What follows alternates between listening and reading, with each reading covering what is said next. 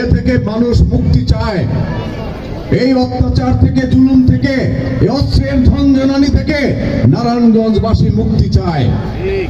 কাজেই আমরা সেই মুক্তির বার্তা নিয়ে এসেছি। আমাদের নেতা জনাব তারেক রহমান সাহেবের পক্ষ থেকে আমরা জনগণের মুক্তির জন্য 15 বছর সংগ্রাম করেছি, প্রয়োজনে আজীবন সংগ্রাম করব। মানুষের পাশে থেকে মানুষের সুখে দুঃখে আমরা কাজ করে যাব। এটাই বিএনপির রাজনীতি, এটাই দেশনেত্রী বেগম খালেদা জিয়ার রাজনীতি।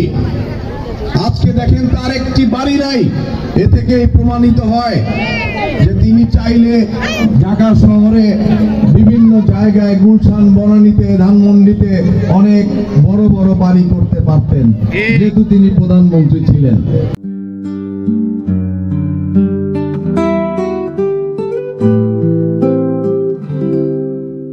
আপনারাই তাকে ভোট দিয়ে প্রধানমন্ত্রী বানিয়েছেন, কিন্তু আপনাদের দেওয়া ভোটের যে আমানত, সেই আমানত দেশনেত্রী বেগম খালেদা জিয়া কোনোদিন খেয়ানত করে নাই।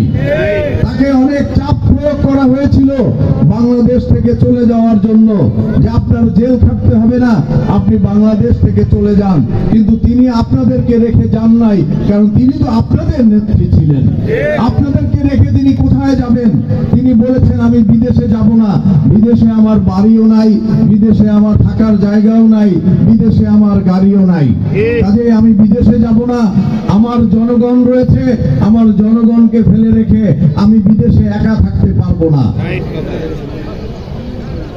সেই নেত্রীর জন্য কি আপনাদের মায়া হয় না? সেই নেত্রীর ডাকে কি আপনারা সাড়া দিবেন না? আজকে সেই নেত্রীর পক্ষ থেকে আমি আপনাদের সামনে এসেছি, সেই নেত্রীর বার্তা নিয়ে এসেছি, সেই নেত্রীর সুযোগ্য সন্তান জনাব তারেক রহমান সাহেবের বার্তা নিয়ে আপনাদের সামনে এসেছি। আমরা আপনাদের কাছে যে ওয়াদা দিচ্ছি, সেই ওয়াদা অক্ষরে অক্ষরে আমরা পালন করব। আমাদের বাড়ি গাড়ির কোনো প্রয়োজন নাই, বিদেশে কারি কারি টাকা পাঠানোর প্রয়োজন নাই, মানুষের রক্ত চোষা পয়সা দিয়ে আমাদের বিদেশে ব্যাংক ভারী করার কোনো প্রয়োজন নাই। আমরা এদেশেই ছিলাম, আন্দোলন সংগ্রামের সময়ও প্রয়োজনে জেল খেটেছি, কিন্তু এ দেশ ছেড়ে আমরাও যাই নাই, আমাদের নেত্রী যায় নাই। আমরা কি করে যাব আমাদের নেত্রীকে ফেলে রেখে? আমাদের নেত্রীকে ফেলে রেখে তো আমরা যেতে পারি না। কাজে যত অত্যাচারী মিনি খেলতে দিবেন না, সে যেই হোক, সে যদি আমার দলেরও হোক। আপনাদের ভাগ্য নিয়ে যদি কেউ চিনিমিনি খেলে, আপনারা রুখে দাঁড়াবেন, আপনাদের পাশে বিএনপির নেতা কর্মীরা থাকবে। কারণ বিএনপির মধ্যেও যদি ঘাপটি মেরে থাকা কোনো এইরকম অপরাধী থেকে থাকে, তাহলে তাকেও চিহ্নিত করার দায়িত্ব কিন্তু আপনাদের। আপনারা কোনো অন্যায় মুখ বুজে সহ্য করবেন না।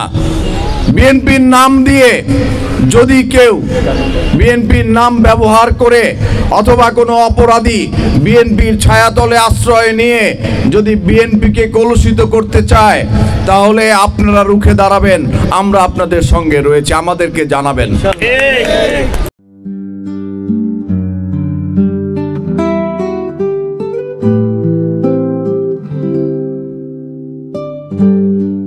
কারণ বিএনপি এগুলোকে প্রশ্রয় দেয় না, বিএনপি কোনো চাঁদাবাজকে প্রশ্রয় দেয় না, বিএনপি কোনো লুটেরার দল নয়, বিএনপি কোনো ভূমিদস্যুদেরকে প্রশ্রয় দেয় না।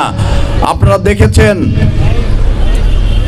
এই 5ই আগস্টের পর থেকে এই পর্যন্ত আমাদের নেতা যতবার বলেছেন, আমাদেরকে সতর্ক করেছেন যে আপনারা জনগণ যাতে বিরূপ না হয়, জনগণ যাতে মনে কষ্ট না পায়, এমন কোনো কাজ আপনারা করবেন না। আমরা ওনার আহ্বানে সাড়া দিয়ে আপনাদের যাতে কোনো কষ্ট না হয়, আপনাদের যাতে কোনো ক্ষতি না হয়, আপনাদের জানমালের কোনো ক্ষতি না হয়, আপনাদের সম্পদের কোনো ক্ষতি না হয়, সেই জন্য আমরা আপনাদের পাশে সবসময় সজাগ থেকেছি এবং আরও থাকব। আপনাদের অধিকার, ভোটের অধিকার শুধু প্রতিষ্ঠা করে দিয়েই আমরা ক্ষান্ত হয়ে যাব না, আমাদের দায়িত্ব শেষ হয়ে যাবে না। যতদিন বিএনপির রাজনীতি থাকবে ততদিন মানুষের জন্য রাজনীতি করবে।